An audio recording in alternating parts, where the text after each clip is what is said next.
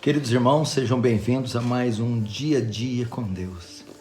Eu acredito que a mensagem desse dia vai mexer muito com você e falar muito com você, que é um homem e uma mulher, assim como eu, fracos, que não conseguem fazer tudo certinho, que erram e tropeçam muitas vezes, que muitas vezes são incoerentes e insensatos com as palavras, precipitados com as ações, que muitas vezes tomam decisões e chegam em conclusões que estão equivocados e que olham para trás e quando veem as coisas que já disseram e fizeram, se arrependem muito. Muitos olham e vê um rastro deixado para trás de desordem, de erros e de muita vergonha. E depois de tantos anos, você é aquela pessoa que tentou, lutou, se esforçou para fazer as coisas, para cumprir a vontade de Deus, foi fiel no seu desejo de obedecer a palavra de Deus, sendo um bom marido, pai, esposa, filhos e até no ministério, seu chamado cristão. Mas quando você olha ao redor e tudo que vê é frustração, decepção e quase nenhum acerto. Será que está tudo perdido?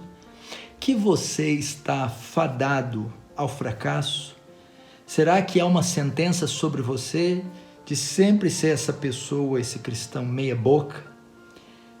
E talvez eu esteja dirigindo a minha palavra para duas categorias, para aqueles que já estão avançados em idade, já passaram aí dos 40, 50, 60, 70 anos, ou para aqueles que já têm muito tempo de caminhada cristã, podem não ser necessariamente tão velhos na sua idade, mas já estão há muitos anos no caminho cristão. Eu quero dizer para você não perder a sua esperança e dizer que não está tudo perdido, porque nós somos indivíduos e ser indivíduo é a capacidade de ser uno, exclusivo, único em todo o universo. De modo que muitas vezes as pessoas ao nosso redor não servem de parâmetro, porque a maneira que Deus trabalha com um não é a mesma maneira que trabalha com o outro, e o tempo de um não é o tempo de outro. Cada um tem particularidades, pessoalidades, individualidades tão distintas uns dos outros que isso nos leva a ser ou nos torna incomparáveis com qualquer outro. E para ilustrar isso, eu quero usar a vida de Pedro, do apóstolo Pedro. Vamos comparar Pedro com os demais apóstolos. Você vê a história de João, você vê a história de Mateus, a história de André, você vê a história de Tiago, e são apóstolos todos que caminharam regularmente e cresceram gradativamente. Aprenderam o discipulado do Senhor, foram fiéis aos seus chamados e sempre obedientes a Cristo, de modo que depois que crescem, se dispersam e se espalham, cada um tem um testemunho maravilhoso. Mas Pedro não. Pedro era a ovelha negra do rebanho. Pedro era aquele homem truculento, difícil, que sempre que ia fazer algo, ele errava e falhava. Você pode ver isso na história, por exemplo, de quando no Monte da Transfiguração, que Jesus é transfigurado e aparece Moisés e Elias. E aquela cena antológica, gloriosa. Vem Pedro e vai se pronunciar e diz: Senhor, faz uma barraca, tendas, uma para o Senhor, outra para Elias, outra para Moisés. Aí vem o Senhor e repreende: Pedro, você não sabe o que você está falando. Outra passagem, eles estão no barco, acontece a tempestade, o Senhor aparece e todos ficam com medo. E o Senhor diz: não temas, sou eu. Pedro então vai dizer: se és tu, me manda ter contigo. Ele vem. Então Pedro tem o privilégio de andar sobre as águas, junto com Jesus.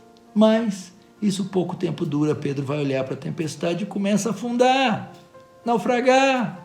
Aí o Senhor diz: por que duvidaste, homem de pouca fé? E o salva. Você pode ver uma outra situação quando Jesus profetiza a sua morte, que vai ser entregue na mão de pecadores. Então Pedro, tomado novamente de tempestividade, impulsividade, vai dizer: não, o Senhor não pode morrer, não pode fazer isso.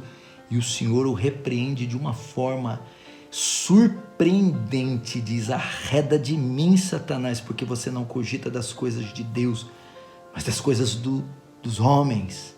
Novamente Pedro fracassa. Então, quando eles estão ali no Getsêmani orando, e eles vão capturar Jesus, e Pedro saca a espada, agora ele diz: agora eu acertei, eu vou defender e proteger o mestre. É nessa hora então que o Senhor o repreende novamente: Pedro, embainha a espada, Pedro. Não sabes tu que aquele que vive da espada, pela espada morrerá? Vai Pedro novamente ser repreendido. E como não se bastasse, para fechar com chave de ouro, quando Jesus é pego, Pedro nega Jesus 3 vezes, como Jesus havia profetizado. Pedro bate no peito e diz: ainda que esses te neguem, eu não te negarei. Em verdade te digo, Pedro, disse Jesus, antes que o galo cante, tu me negarás 3 vezes. Tu falarás 3 vezes que não me conhece. Então esse é o tiro final, é a derrota, a queda de Pedro. Então, veja, olhando por esse prisma, a vida de Pedro foi um fracasso. Ele errou em tudo que ele fazia, nada dava certo, uma pedra de tropeço, um apóstolo limitado, desajustado, estabanado, incontrolado. Então Pedro está naquela praia, desanimado, volta a pescar, e para ele pode ser o fim. Agora veja a trajetória dos outros apóstolos, você não encontra os mesmos tropeços de Pedro. Talvez esse seja o seu retrato. Você sente como um Pedro, tudo que vai fazer dá errado. Mas veja só a reviravolta que o Senhor faz na vida de Pedro.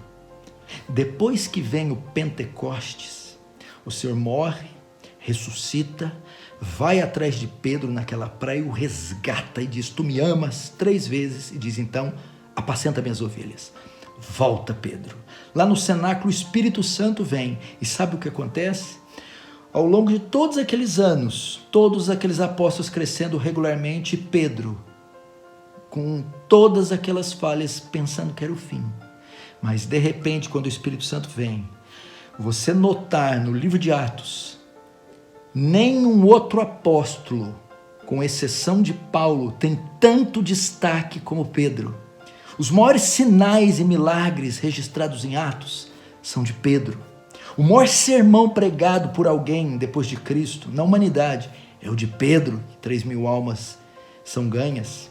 Pedro, diante de um coxo, diz: prata e ouro não tenho, o que eu tenho eu te dou. Levanta e anda. E num salto ele anda. Pedro protagoniza milagres extraordinários. Pedro evangeliza multidões e elas são convertidas. Pedro é um dos líderes da igreja.